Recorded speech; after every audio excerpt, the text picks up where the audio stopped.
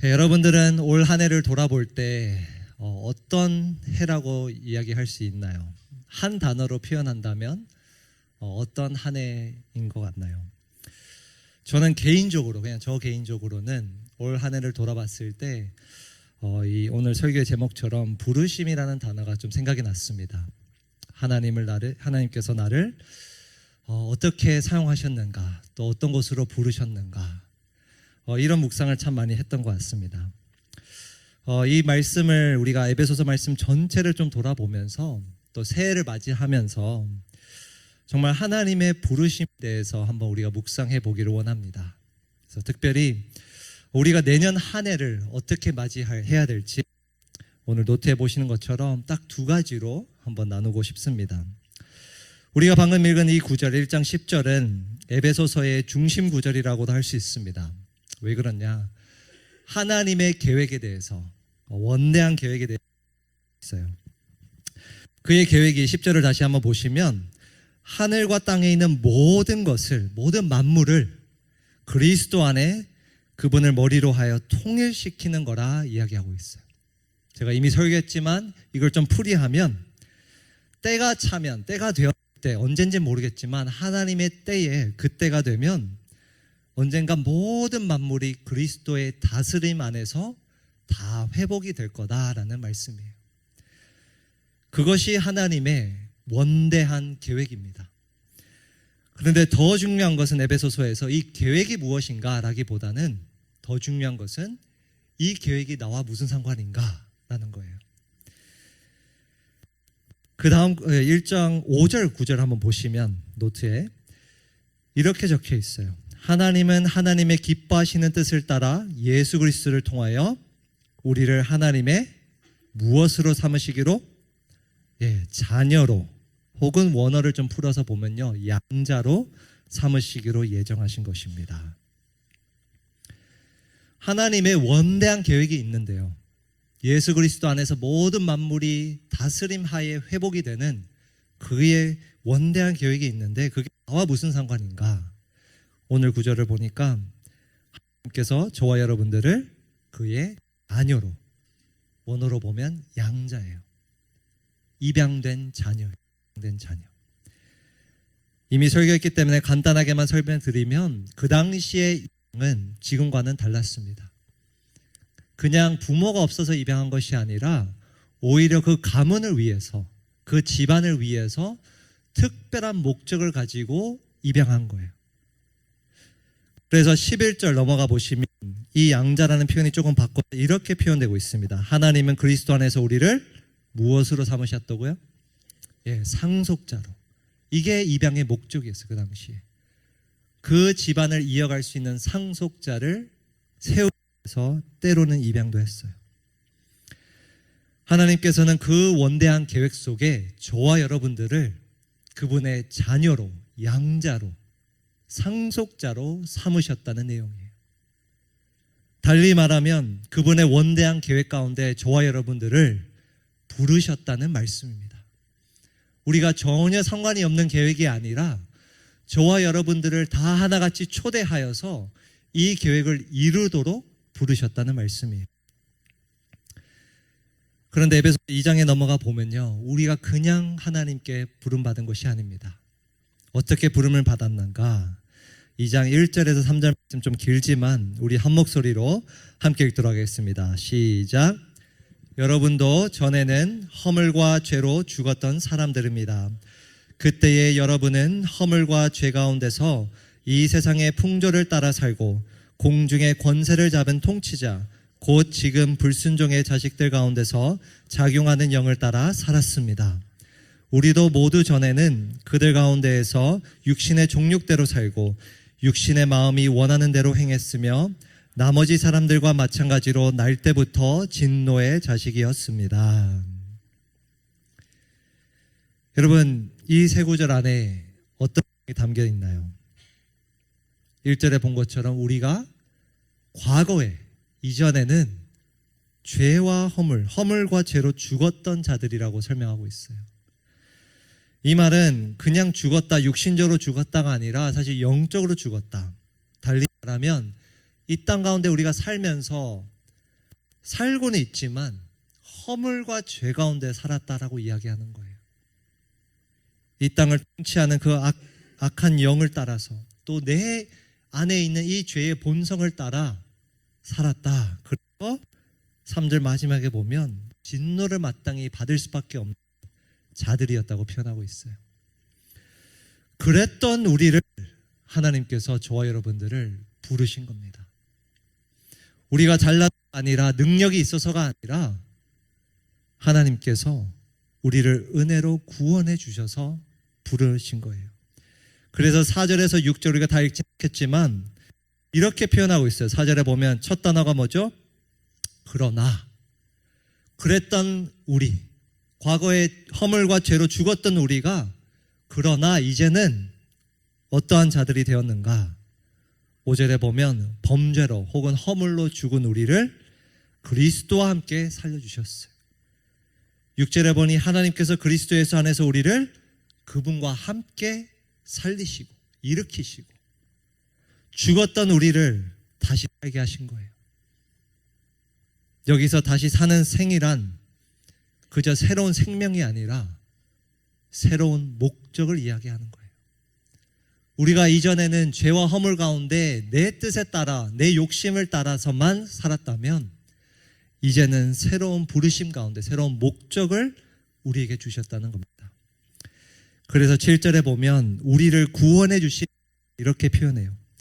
그것은 우리를 구원해 주신 목적은 하나님께서 그리스도 예수 안에서 우리에게 자비로 베풀어 주신 그 은혜가 얼마나 풍성한지를 장차 올 모든 세대에게 드러내 보이시기 위함입니다.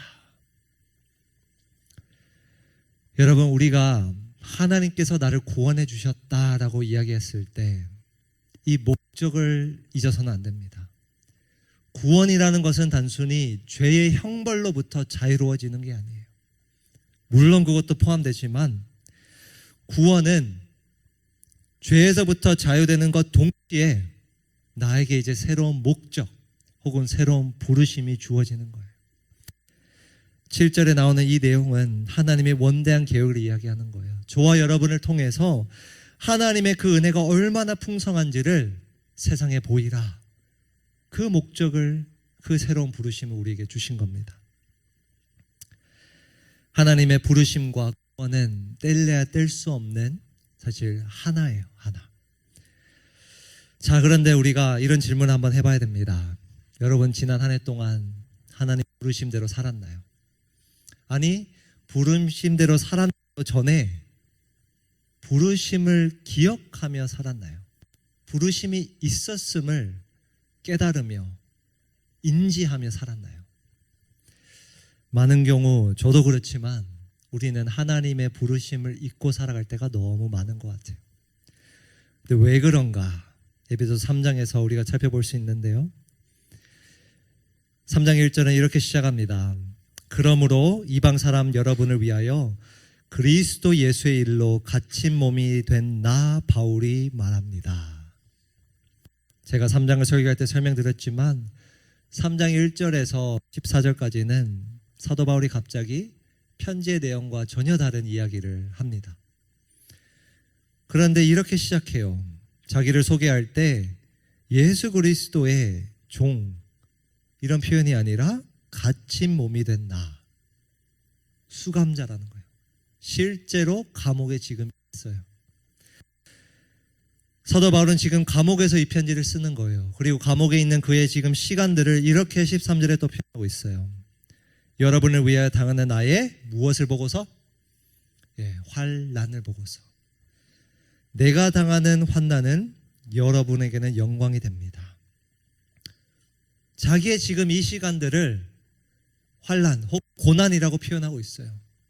당연히 어렵겠죠. 감옥에 갇혀 있는데. 이 편지를 받은 에베소 성도들은 지금 사도 바울의 이 상황 때문에, 환경 때문에 의문이 들었어요. 어떤 의문이냐면 1, 2장에 분명히 우리에게 저와 여러분들은 하나님께서 부르신 그분의 양자, 상속자라고 했는데 원대한 계획 가운데 내가 분명히 사용될 거라 했는데 정작 이 편지를 쓰는 그는 지금 어디에 있나요? 감옥에 갇혀 있어요. 당연히 의문이 들었겠죠. 아니, 편지를 쓰는 사도 바울조차 감옥에 있는데 과연 우리가 정말 부르심을 받은 존재일까? 우리가 하나님의 부르심을 잊고 살아가는 가장 큰 이유 중에 하나는 우리가 우리의 환경에 매몰되기 때문에 그렇습니다. 나의 지금의 모습 때문에, 내가 지금 처한 상황 때문에 우리는 때로 그 환경 때문에 하나님의 이 원대한 부르심을 잊고 살아갈 때가 있어요. 에베소 성도들이 그것을 경험하고 있었던 거예요. 그들에게 사도 바울은 이렇게 편지를 전합니다. 2절부터 쭉 보시면요, 하나님께서 여러분을 위하여 일하도록 나에게 이 직분을 은혜로 주셨다는 것을 여러분은 이미 들었을 줄 압니다. 분명히 그는 수감자였지만 사도 바울은 이렇게 얘기하는 거예요. 나는 직분을 받았다. 달리 말하면 부르심을 받았다. 근데 어떻게 받았는가? 은혜로 받았다는 거예요. 은혜로. 그래서 7절에 보면 반복이 돼요. 7, 8절에 나는 이 복음을 섬기는 일꾼입니다. 부르심을 받은 존재라는 거예요. 그리고 왜 부르심을 그렇게 받았는가? 마지막 보면 7절에 그분의 은혜의 선물을 따른 것입니다. 은혜로 이 직분을 받았다는 거예요. 오늘도 마찬가지예요. 하나님께서 모든 성도 가운데서 지극히 작은 자보다 더 작은 나에게 이 은혜를 주셔서, 지극히 작은 자보다 더 작은 나에게, 나의 지금 형편은 정말 너무나도 초라하지만 그런 나에게도 은혜로 부르심을 주셨다는 거예요. 하나님께서 그러한 나를 지금도 사용하고 계신다는 말씀이에요. 사도 이렇게 고백하는 이유는 자신이 잘나서 이렇게 얘기하는 게 아니라요, 그 부르심을 잊고 살아가는 성도들, 자신의 환경 때문에 부르심을 잊고 가는 그 성도들에게 도전을 하는 거예요. 너희도 너의 감옥 속에 갇혀 있을 그때에도 하나님께서 부르셨음을 잊지 말라. 메시지를 던지고 있습니다. 그래서 에베소서 1장에서 3장을 통틀어서 볼 때 저는 이렇게 1번 대진데요, 표현하고 싶어요.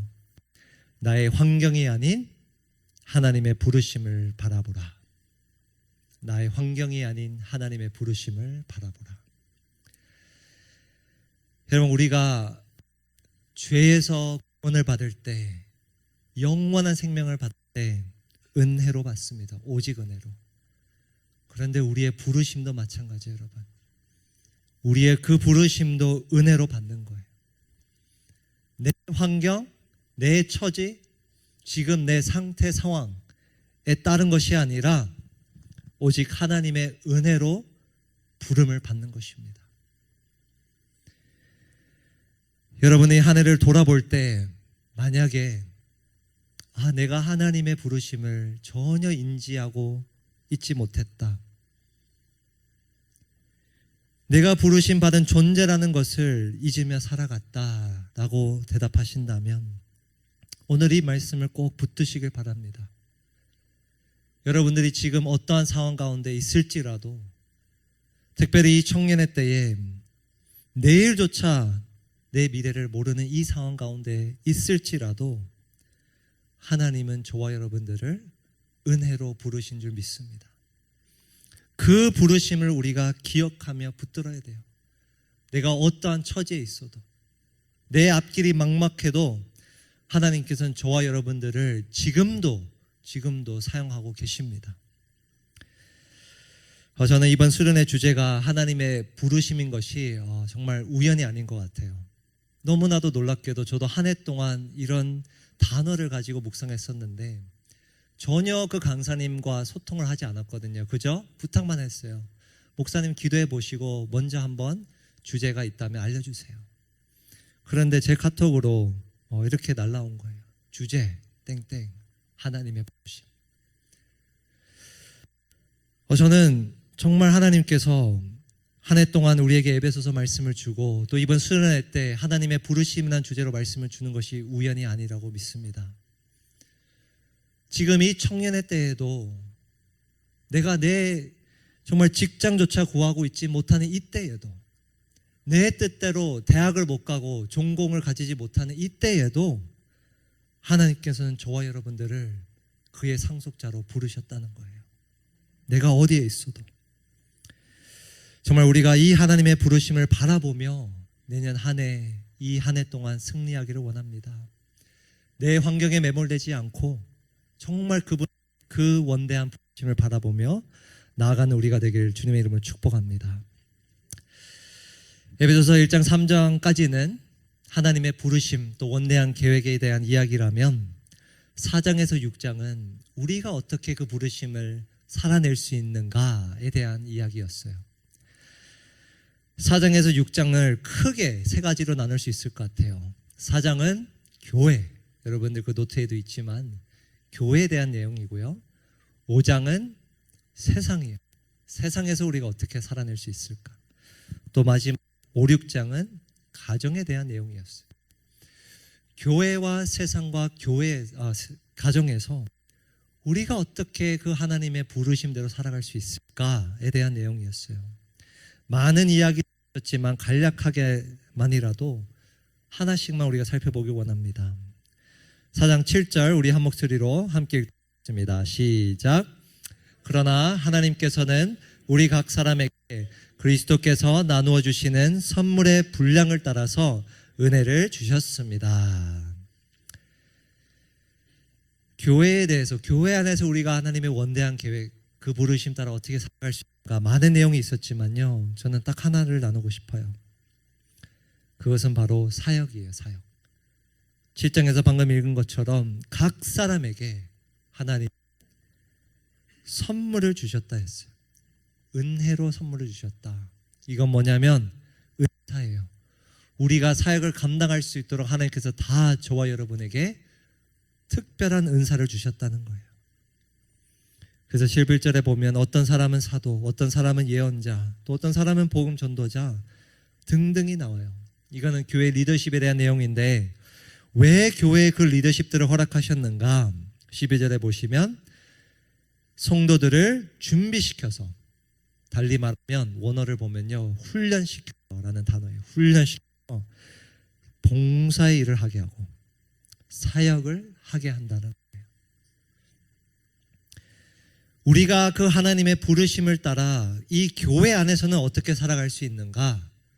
많은 것이 에베소서에 있었지만 그 중에 한 가지는 사역입니다, 여러분.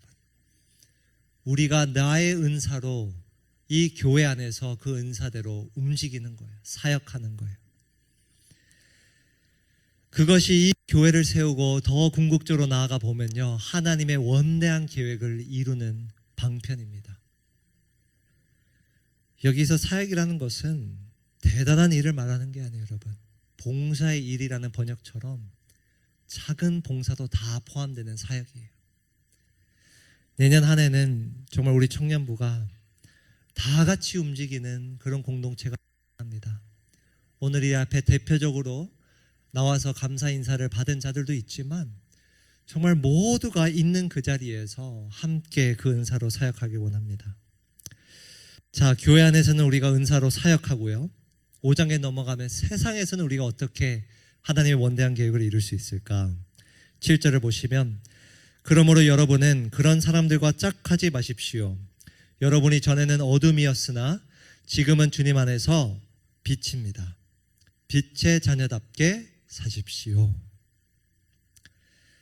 사도 바울이 5장에 넘어가서는요, 우리가 세상에서 어떻게 살아가야 하는가 이야기를 하면서 그 중에 한 가지 이렇게 얘기합니다. 7절 다시 보시면 그런 사람들과 짝하지 마십시오. 여기서 그런 사람은 맥락상 세상 사람들이요, 특별히 어둠의 열매를 맺고 있는, 죄악 가운데 있는 그 세상 사람들과 짝하지 말라, 공유하지 말라, 동참하지 말라는 뜻입니다. 세상 사람들과 교제를 끊으라 그런 말이 아니라 그들이 열매 맺고 있는 그 어둠의 열매 맺는 일에 동참하지 말라는 거예요.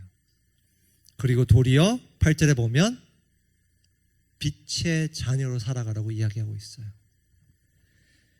빛의 자녀는 단순히 세상과 구별되어서 어둠의 일에 동참하지 않은 뿐만 아니라 11절로 넘어가 보시면요, 또 다른 역할이 있어요. 뭐냐면 열매 없는 어둠의 일에 끼어들지 말고 오히려 그것을 뭐 하십시오? 폭로하십시오. 어둠을 빛에 노출시켜라 라는 말씀이에요. 그 어둠 가운데 있는 그들을 빛으로 인도하라는 말씀이에요.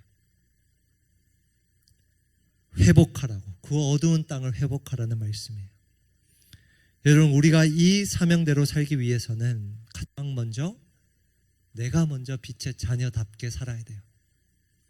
5장에 제가 시간상 다 일일이 이야기하지 않겠지만 사도 바울이 이 명령을 주면서 앞뒤로 보시면 어떤 내용들이 있었냐, 큰 어떤 업적을 말하는 게 아니라 우리의 말, 행동, 작은 것들을 다 얘기하는 거예요. 내가 누군가와 말을 할 때, 교제를 할 때 빛의 자녀답게 하라, 그것을 이야기하고 있어요. 여러분, 우리가 세상을 한꺼번에 변화시킬 수는 없지만 여기에 있는 50여 명의 청년들이 세상에 나아가 빛의 자녀답게 산다면 저는 이 부산 땅이 충분히 바뀔 줄 믿습니다. 그것가 세상에 나아가 하나님의 부르심대로 살아가야 되는 방법입니다. 마지막으로 안에서는 우리가 무엇을 해야 될까요? 교회 안에서는 은사대로 살아가고 세상에 나아가서는 빛의 자녀로 살아가고 마지막으로 가정 안에서는 순종해야 합니다. 순종. 5장 21절입니다. 여러분은 그리스도를 두려워하는 마음으로 서로 순종하십시오. 이 문장으로 가정에 대한 이야기가 쭉 나와요. 부부 사이, 부모와 자녀 사이, 종과 주인 사이. 근데 다 하나같이 그 안에 어떤 단어가 공통적으로 등장하냐? 순종이라는 단어예요. 순종. 24절, 교회가 그리스도께 순종하듯이 아내도 모든 일에 남편에게 순종해야 합니다. 6장 1절, 자녀되니 여러분 주 안에서 여러분의 부모에게 순종하십시오.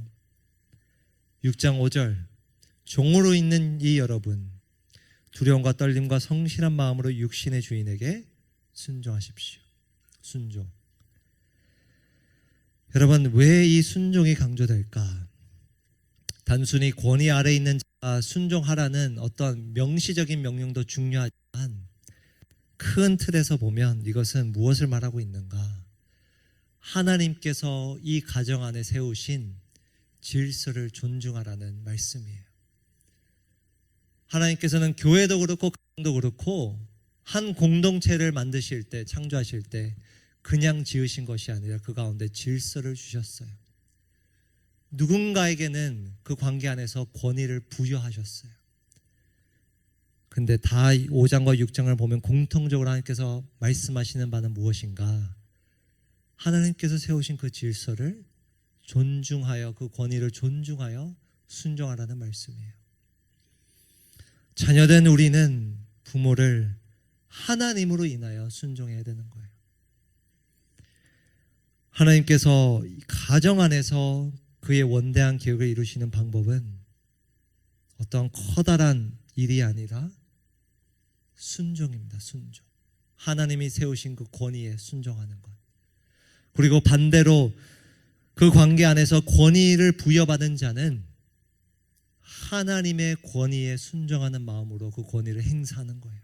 내 마음대로가 아니라 하나님을 섬기는 마음으로 그 권위를 행사하는 거예요. 저는 4장에서 6장 이 모든 말씀을 통틀어 볼 때 이렇게 요약할 수 있는 것 같아요. 2번 대지인데요, 우리 한 목소리로 2번 대지 한번 읽도록 하겠습니다. 시작. 나의 작은 순종을 통해 하나님의 원대한 계획을 이루라. 4장에서 6장의 말씀을 곰곰이 묵상해 보면요, 분명히 1장에서 3장은 하나님의 원대한 계획, 너무나 큰 계획에 대해서 이야기를 하지만 정작 그 계획을 이루는 방법들은 다 공통적으로 보면요, 교회, 세상, 가정 다 우리의 일상들이에요. 일상. 하나님께서 저와 여러분들에게 다 하나같이 모든 걸 그만두고 어디 가서 선교하라 이렇게 말씀하지 않았어요. 모든 거 다 버려두고 어딘가에 다 후원하라 말씀하신 것도 아니에요. 무엇을 말씀하시는가? 내 일상에서 현재 내가 있는 그곳에서 작게 작게 순종하라는 말씀이에요. 나의 말이 되었든 행동이 되었든 누군가를 바라보는 시선이 되었든 그 작은 것에 순종하면 우리가 하나님의 원대한 계획을 이룬다는 말씀이에요.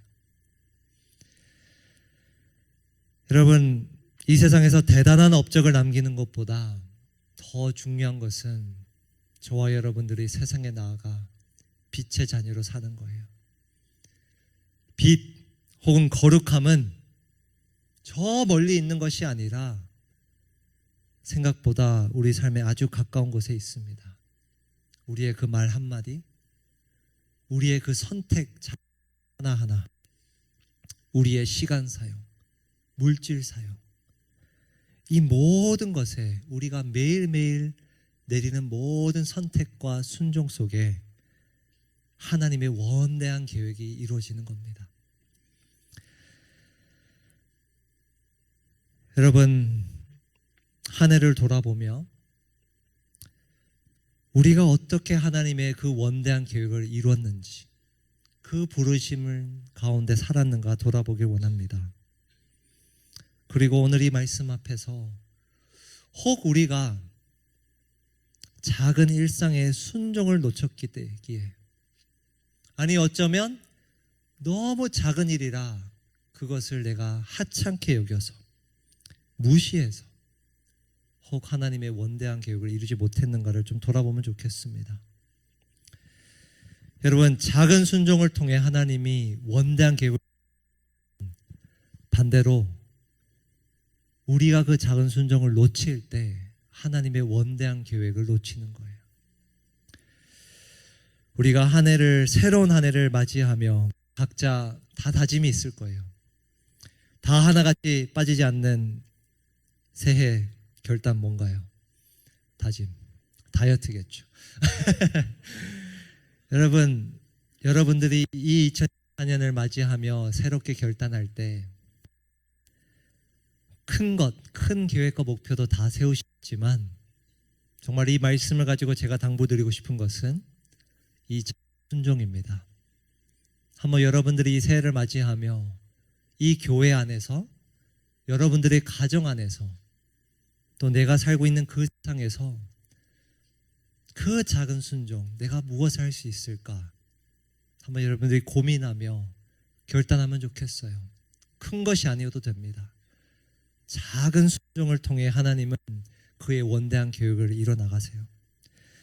이 새해를 맞이하며 정말 우리가 나의 환경이 아닌 하나님의 부르심을 바라봄으로 또 작은 순종을 통해 하나님의 원대한 계획을 이루는 우리가 되길 주님의 이름으로 축복합니다.